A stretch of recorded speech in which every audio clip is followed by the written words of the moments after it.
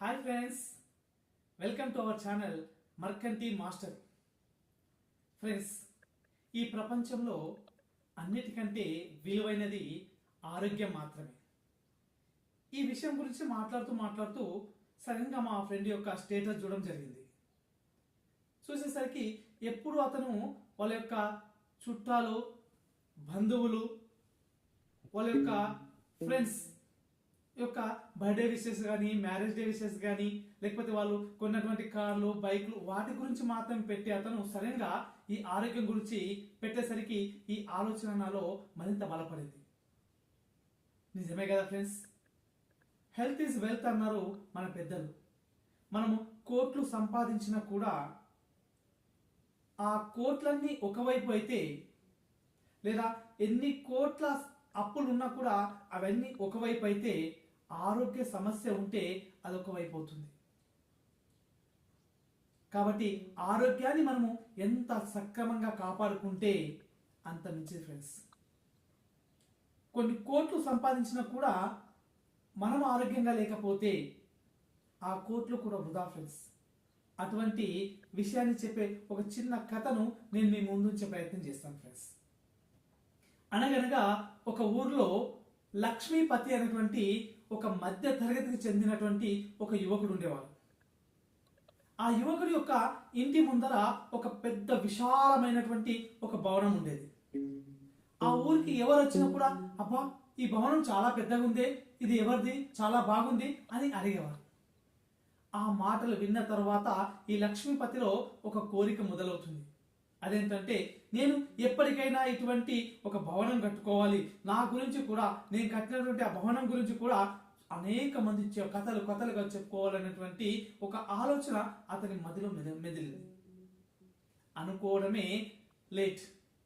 వెంటనే వర్క్లో దిగిపోయాడు. చాలా కష్టపడ్డాడు. అతనికి 40 సంవత్సరాలు వచ్చేంత వరకు కష్టపడుతూ 1 కోటి, 2 కోట్లు, 5 కోట్లు, ఈ విధంగా కోట్లు గడించి అటువంటి అతను చూసినటువంటి భవనం లాంటి 2 భవనాలు నిర్మిస్తారు. అయినా కూడా సాటిస్ఫాక్షన్ ఉండదు అతనికి. మళ్ళీ కష్టపడతాడు. అతని రేంజ్కు తగ్గట్టుగా, అతని వైభవాన్ని చాటే విధంగా ఆ నగరం యొక్క మధ్యలో ఒక సువిశాలమైనటువంటి ఒక ఇంద్ర భవనం లాంటి సకల సౌకర్యాలు ఉన్నటువంటి ఒక భవనాన్ని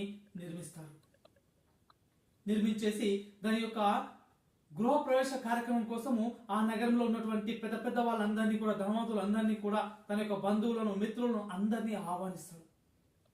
రకరకాల చిరు వంటలతో, రకరకాల పిండి వంటలతో, రకరకాల భోజనాలను ఏర్పాటు చేసి ఆ అతిథులను సత్కరించడం జరుగుతుంది.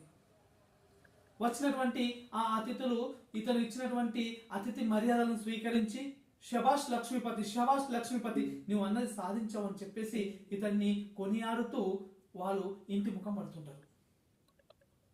ఉదయం నుండి సాయంత్రం వరకు నిరావధికంగా అందరిని విష్ చేస్తూ, అందరితో మాట్లాడుతూ, అందరిని రిసీవ్ చేసుకుంటూ గడిపినటువంటి ఇతను సాయంత్రం వాళ్ళ ఫ్రెండ్స్ అందరు వెళ్ళేసరికి, వాళ్ళ బంధువులందరూ వెళ్ళేసరికి కాస్త నడుము వాల్చుతామని చెప్పేసి బెడ్రూమ్లోకి వచ్చేసి బెడ్ పైన నడుము వాల్స్తాడు. కాస్త నిద్రలోకి జారుకుంటాడు. వాళ్ళ ఇంటి వాళ్ళందరూ కూడా వాళ్ళ యొక్క స్నేహితులకు, వాళ్ళ బంధువులకు కాల్స్ చేస్తూ వాళ్ళు పొగిడినటువంటి ఆ మాటలను మళ్ళీ రిపీట్ చేసుకుంటున్నారు. వాళ్ళు ఆ భవనం ఏ విధంగా కట్టారు, ఎంత ఖర్చు పెట్టడం జరిగింది, ఎన్ని రకాల వంటలు చేస్తున్నారు అని వాటి గురించి మాట్లాడుతూ వాళ్ళు ఆ విధంగా ఫోన్లో మాట్లాడుతున్నారు. సడన్గా ఇతనికి చెవిలో నేను వెళ్తున్నాను అనేటువంటి ఒక మాట వినిపిస్తుంది. సడన్గా కళ్ళు తెచ్చి చూస్తారు. చూసేసరికి మొత్తం చీకటి, ఎవరు కనిపించరు. మళ్ళీ ఇంకోసారి నేను వెళ్తున్నాను అనేటువంటి శబ్దం ఇతనికి వినిపిస్తుంది. ఎవరది అని అడుగుతారు లక్ష్మీపతి. వెంటనే అక్కడి నుండి నీ ఆత్మను అని ప్రతిధ్వనిస్తుంది. ఆత్మవా? నీ వెళ్తే నేను చనిపోతాను కదా, నువ్వు వెళ్ళకూడదు. నీ కొరకే కదా ఇంత పెద్ద భవనాన్ని నిర్మించాను, ఇంత డబ్బు సంపాదించాను, ఇన్ని రకరకాల వంటలు చేశాను, వీటిని అనుభవించాలి. నువ్వు వెళ్తే వెళ్ళకూడదు అని చెప్పేసి ఇతను ఆ ఆత్మను ప్రశ్నిస్తాడు. అప్పుడు ఆత్మ చెప్తుంది, ఏంటి వెళ్ళకూడదా? అనుభవించాలా? ఏముందని అనుభవించాలి?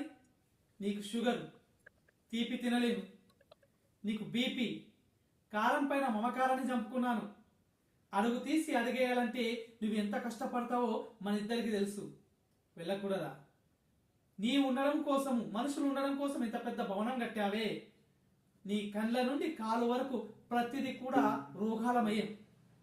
ఏమని ఉండాలి? నీ నవరంధ్రాలన్నీ కూడా రోగాల కుంపటి. ఎలా ఉండాలి? నేను ఉండలేను. అలా కాకుండా యవ్వనం నుండి ఇప్పటి వరకు నీవు ప్రతిసారి నన్ను కష్టపెడుతున్నావు, పక్కవాడితో పోటీ పడుతూనే ఉన్నావు, పక్కవాడిని అధిగమించాలని చెప్పేసి నాలో కుళ్ళు కుతంత్రాలను నింపావు. పక్కవాడి కంటే ఎక్కువ పని చేయాలి, పక్కవాడి కంటే ఎక్కువ సంపాదించినటువంటి కుతంత్రాలతో నువ్వు నడిచావు. నీ శరీరానికి ఎప్పుడైనా విశ్రాంతిని ఇచ్చావా? ఎప్పుడైనా కంటిన్యూగా నిద్రపోయావా? లేదే. అలాంటప్పుడు ఈ సమయంలో నీకు ఈ విధంగా జరగడం పెద్ద వింతేం కాదు. అయినా రోగాలమైనటువంటి ఈ శరీరంలో నేను ఎంతకాలం ఉండగలను? నీ ఉండడం కోసం విశాలమైన అన్ని వసతులు ఉన్నటువంటి ఇంద్రభవనం లాంటి ఇల్లు కావాలి. మరి నేను ఉండాలంటే ఆ ఇంట్లో ఉండలేను కదా. నేను ఉండేది నీ శరీరంలో, కానీ నీ శరీరానికి షుగర్ ఉంది, బీపీ ఉంది, మొత్తం రోగాల కుప్ప, నవరంధ్రాలు ఏమి పనిచేయలేకపోతున్నాయి. మరి నీ దగ్గర నేను ఎలా ఉన్నాను? నేను ఉండలేను అని చెప్పేసి ఆత్మ పరలోకానికి ప్రయాణమవుతుంది. ఫ్రెండ్స్, ఇది చెప్తే నేను ఒక 2 నిమిషాల కథ కావచ్చు. వింటే ఒకవేళ ఈ స్టోరీ విన్నట్టయితే మీకు ఒక 2 నిమిషాల ఎంటర్టైన్మెంట్ కావచ్చు. ఒక్కసారి ఆలోచించండి. బ్రతికున్నంత కాలమే ఈ శరీరానికి విలువ. చనిపోయిన తర్వాత దీన్ని శవం అంటారు, డెడ్ బాడీ అంటారు. ఈ శరీరాన్ని కూడా ఎన్ని రోజులు ఉంటారు చనిపోయిన తర్వాత? బతికున్నన్ని రోజులు ఈ శరీరాన్ని ఆరోగ్యంగా ఉంచుతాం, దీనికి కూడా విశ్రాంతినిద్దాం. హెల్త్ ఈజ్ వెల్త్ అన్నారు మన పెద్దలు. ఈ సంపదను కాపాడుకుందాం, మనం ఆరోగ్యంగా ఉందాం. ఉంటారని ఆశిస్తూ సైన్ అప్ యువర్ మార్కెట్.